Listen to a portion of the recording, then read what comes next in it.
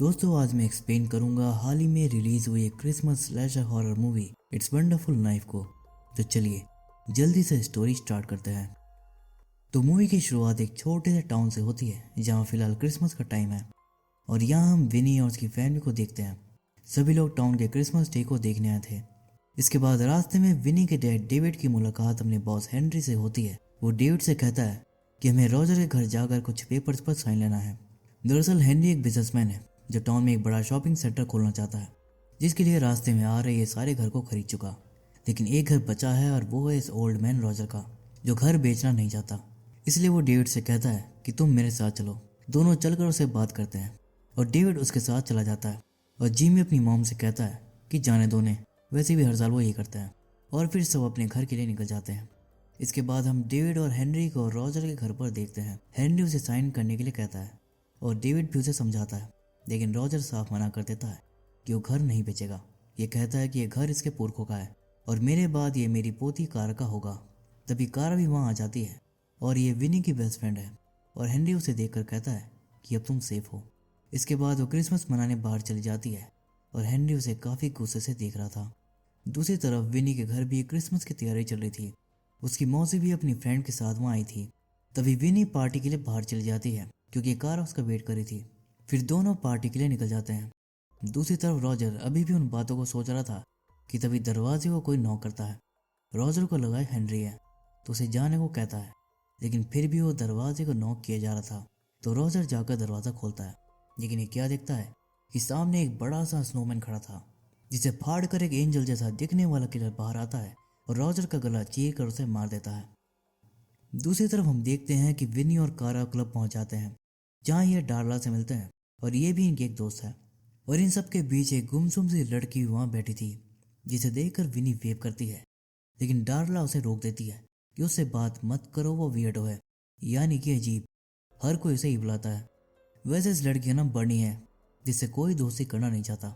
खैर विनी का boyfriend Robbie और जिमी भी वहां जाते हैं और कारा बाहर चली जाती है अपने बॉयफ्रेंड के साथ मजे करने। लेकिन यहाँ वो किलर घूम रहा था जो कारा के बॉयफ्रेंड को मार देता है और अब वो कारा को मारने आता है।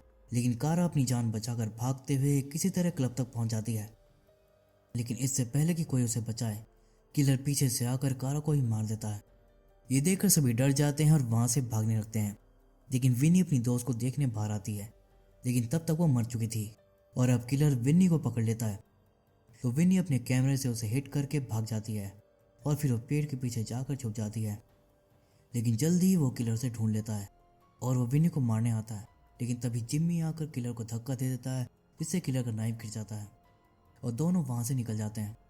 लेकिन अब किलर सामने से आ जाता है और जिम्मी को मारने की कोशिश करता है। तो विनी लाइट वायर निकाल कर किलर को जोर का झटका देती है और ये किलर मर जाता है। और अब उन्हें पता चलता है कि किलर कोई और नहीं बल्कि हेनरी था।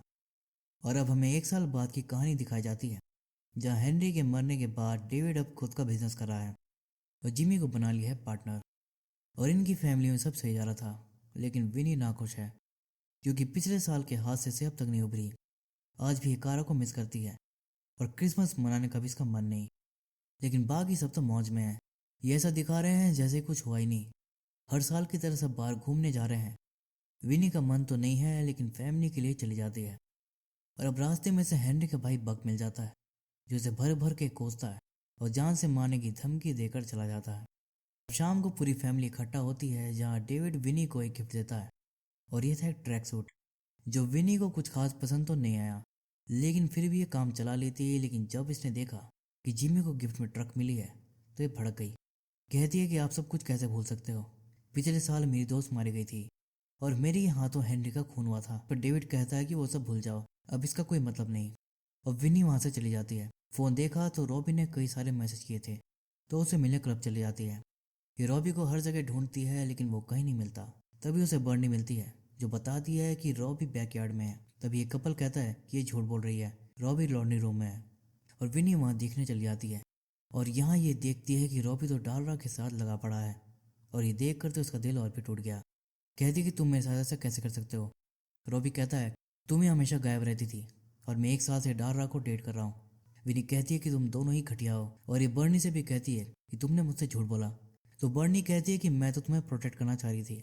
विनी कहती है कि मुझे तुम्हारी हेल्प नहीं चाहिए, और फिर ये बाहर आकर एक जगह पर रोने लगती है। ये अपनी लाइफ से बिल्कुल दुखी हो चुकी थी। कहती है कि मेरी तो कोई वैल्यू ही नहीं, और ऐसी जिंदगी जीने से अच्छा तो मैं कभी पैदा ही ना होती। कि तभी आसमान में नॉर्दर्न लाइट्स चमकती है और फिर गायब हो जाती है, और इसी के साथ टाउन की बिजली गुल हो जाती है। तो इसके बारे में एक आदमी से पूछने जाती है, लेकिन इसकी बत्ती भी गुल थी जो की थी एंजल ने। और अब विनी जान बचाकर भागती है। किस्मत से एक पुलिस वाला भी मिल जाता है जिसे देखकर हैरान थी, क्योंकि ये हेनरी का भाई बग था, लेकिन वो ऐसा दिखा रहा था जैसे वो विनी को जानता ही नहीं। ये कहती है कि टाउन का शरीफ तो कोई और था। तो बग बताता है कि उस शरीफ को तो एंजल ने मार दिया था। इस टाउन में उसका काफी खौफ है। अब तक वो काफी लोगों को मार चुका है और वो पकड़ा भी नहीं जाता। विनी बोलती है कि ऐसा कैसे हो सकता है जबकि हर कोई किलर को जानता है। तभी वहां पर हेनरी भी आ जाता है, जिसे देखकर विनी की सिटी गुम हो जाती है, और यह भी विनी को नहीं पहचान रहा था। और बग हेनरी से कहता है कि ये किलर को जानती है। तो विनी कहती कि मुझे नहीं पता, और हेनरी उस पर नजर रखने को कहता है। अब विनी अपने घर आ जाती है, और यहाँ का सीन तो और भी अजीब था। इसकी माँ दारू पी रही थी, जबकि ये तो पीती नहीं थी। इससे भी अजीब बात यह थी कि कोई उसे नहीं पहचाना था। तो जिम्मी को ढूंढने लगी कि शायद वो इसे पहचान ले, लेकिन उसे मरे तो 1 साल हो गया था। लेकिन विनी कहती है कि ये कैसे पॉसिबल है, और डेविड कहता है कि मेरा एक ही बच्चा था, वो भी मर गया। ये कहकर वो विनी को घर से बाहर निकाल देता है, और फिर इसे पता चलता है कि इस टाउन का मेयर हेनरी है, और पूरे टाउन पर उसका राज है। और यहाँ पर हेनरी का शॉपिंग सेंटर भी था। पूरा टाउन ही अजीब सा लग रहा था, जैसे उसका टाउन है ही नहीं। तो चलिए जानते हैं कि ये सब हुआ कैसे। तो इस वक्त विनी जिस दुनिया में है वहाँ ये कभी पैदा ही नहीं हुई, यानी कि इसकी विश पूरी हो गई। तो ये सीन भी कभी घटा नहीं, इसलिए हेनरी जिंदा है, पूरे टाउन पर कब्जा करके मेयर बन गया और अपने भाई को बना दिया शेरिफ। और अब यहाँ इसे रोकने वाला कोई नहीं। और अब जाकर विनी को अपनी वैल्यू समझ आई कि इसका पैदा होना कितना ज़रूरी था। खैर अब क्लब जाकर लोगों से बात करने की कोशिश करती है, लेकिन कोई भी इसे नहीं पहचाना था। बाहर एक कपल टाउन में हो रहे मर्डर के बारे में बात कर रहे थे, जिसमें लड़का कहता है कि बस जी लेते हैं जब तक मौत ना आ जाए, यानी ये लॉ ऑर्डर को लेकर बिल्कुल होपलेस है। खैर इसकी बंदी वहाँ से चली जाती है, और तभी वहाँ एंजल किलर आकर उस पर अटैक कर देता है, और ये जान बचाकर भागने लगता है। लेकिन किलर उसे पकड़ लेता है और बड़ी ही बेरहमी से इसे मार डालता है।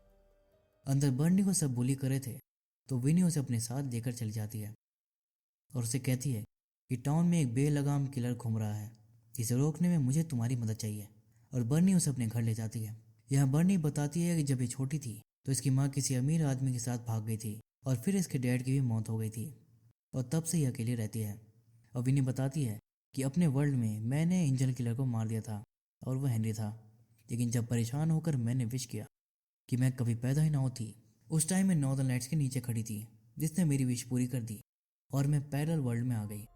लेकिन बर्नी को लगता है ये कोई कहानी बना रही है, और उसे भी पता था कि क्लब के बाहर भी एक बंदे का मर्डर हो गया था।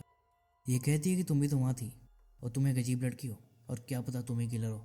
और फिर हाथ में कैंची उठा लेती है कि तभी असली किलर वहाँ आ जाता है, और विनी उसे लेकर भागती है। लेकिन किलर सामने से आकर विनी को पकड़ लेता है, तो विनी उसके हाथ पर जोर से काटती है और उसे धक्का दे देती है, और फिर दोनों वहाँ से निकल जाते हैं। और अब बर्नी भी नॉर्दर्न लाइट्स को देख लेती है, और इसे विनी की बात पर यकीन हो जाता है, और ये भी दोनों थिएटर में चले जाते हैं ताकि किलर से सेफ रहें। दोनों साथ में मूवी देखते हैं और एक दूसरे की कंपनी काफ़ी इंजॉय करते हैं, और पहली बार बर्नी के चेहरे पर खुशी दिखाई दी थी। खैर जब तक विनी सोकर उठती है तब तक बर्नी नॉर्दर्न लाइट्स के बारे में रिसर्च करी थी। तो ऐसा कहा जाता है कि नॉर्दर्न लाइट्स उन लोगों की आत्मा होती है जिनकी मौत काफ़ी दर्दनाक हुई है, और वो बदला लेना चाहती हैं, यानी कि हेनरी। तो बदला लेने के लिए हेनरी की आत्मा ने विनी को इस वर्ल्ड में फंसा दिया। तो इन्होंने सोचा कि अगर ये एंजल को मार दे तो शायद विनी अपने वर्ल्ड में पहुंच जाए। और विनी जानती है कि हेनरी तक इन्हें एक ही आदमी पहुंचा सकता है, और वो है डेविड। तो बर्नी को लेकर अपने घर जाती है, लेकिन डेविड इन्हें अंदर आने नहीं देता। और फिर मौसी से पूछती है कि तुम जिम्मी को कैसे जानती हो। तो ये सीधा बोलती है कि वो मेरा भाई था और आप मेरी मौसी। फिर वो उसके बारे में ऐसी गुप्त बात बताती है जिससे वो उसे अंदर आने देती है, और अंदर आकर ये देखती है कि इसकी माँ किसी पराये मर्द के साथ बैठकर दारू पी रही थी। खैर भी ऊपर चली जाती है और डेविड से बात करने की कोशिश करती है। पहले तो ये जिम्मी के बारे में अच्छी अच्छी बातें करती है, और फिर ये कहती है कि जिम्मी को मारने वाला कोई और नहीं बल्कि हेनरी है। और ये सुनकर डेविड भड़क जाता है, कि एक देवता जैसे इंसान पर तुमने इतना घटिया इल्जाम कैसे लगाया। ये कहकर वो विनी को वहां से जाने को कहता है और बाहर आकर विनी रोने लगती है। इसके बाद ये नीचे आती है तो यहाँ तो अलग ही सीन चल रहा था। ये मौसी से पूछती है कि ये सब क्या है, तो मौसी बताती है कि ये उसका बॉयफ्रेंड है। और अब तो विनी को अपनी मॉम से नफरत हो जाती है, तो बर्नी से समझाती है कि मेरी मॉम के साथ भी कुछ ऐसा ही सीन है, लेकिन हमें उन्हें समझाना होगा। तो विनी अपनी मॉम को समझाने जाती है, लेकिन तब तक यहाँ पर वो किलर आ चुका था, जो विनी के सामने ही इसकी मॉम को मार डालता है और उसने इसके बॉयफ्रेंड को भी मार दिया था। और फिर सब किलर से बचकर भागते हैं और किलर भी उनका पीछा करता है। तो विनी उसके सर पर फोटो फ्रेम हिट करती है और किलर नीचे गिरकर बेहोश हो जाता है। फिर सब वहां से निकलने लगते हैं, लेकिन विनी को तो इसे मारना था, लेकिन मारने से पहले वो मास्क हटाकर देखती है और अब इसे पता चलता है कि एंजल किलर तो डेविड है और अब वो उन्हें मारने आता है, लेकिन सब वहां से निकल जाते हैं। और विनी कहती है कि वो मेरे डैड लग नहीं रहे थे, उनकी आंखें कुछ अजीब सी थी, ऐसा लग रहा था कि हेनरी उन्हें कंट्रोल कर रहा है, मतलब पहले किलर हेनरी ही था और अब वो मेरे डैड से मर्डर करवा रहा है। और बर्नी कहती है कि तुम डेविड को मार दो, नहीं तो वो सबको मार देगा, बस ये याद रखो कि वो तुम्हारे डैड नहीं है। और अब मौसी भी इनके साथ है और तीनों मिलकर डेविड को मारने का प्लान बनाते हैं। थिएटर के बाहर ये मैसेज छोड़ देते हैं कि डेविड हम अंदर हैं, दम है तो आजा। और सब अंदर उसका वेट करते हैं। तभी वहां पर कोई आ जाता है और सब उस पर अटैक कर देते हैं, लेकिन वो रोबी और डालर होते हैं जो रोमांस करने आए थे, और डेविड तो कहीं और ही था। और अब ये मौसी को भी मार देता है और तभी लाइट्स भी ऑफ हो जाती हैं और फिर डेविड आकर डारा को ख़त्म कर देता है। और ये सब विनी फ्लैशलाइट ऑन करके देख रही थी और फिर रॉबी को भी मार देता है। और अब विनी की बारी थी, लेकिन तब तक बर्नी लाइट्स ऑन कर देती है और विनी डेविड को अपने पीछे भगाती है और चालाकी से उसे मार देती है।